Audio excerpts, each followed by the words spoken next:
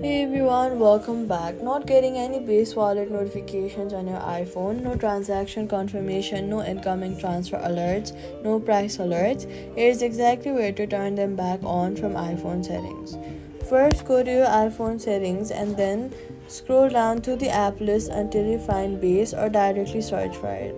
Then tap on it and tap notifications. Make sure allow notifications is toggled on.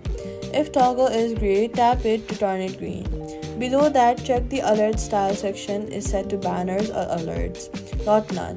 When it is set to none, notifications are technically allowed but nothing will ever show on your screen. This is the single most missed settings for crypto apps. Also, turn on sounds and badges below that. Now, go back to the main screen of your settings and then scroll down and tap focus. Here, open each focus mode you use: sleep, work, do not disturb, and then tap apps inside each one. Then, if base is listed under silenced app, remove it. Transaction confirmations are time sensitive, and a focus mode silently blocking them is something most people never notice until they are wondering if a transfer actually went through.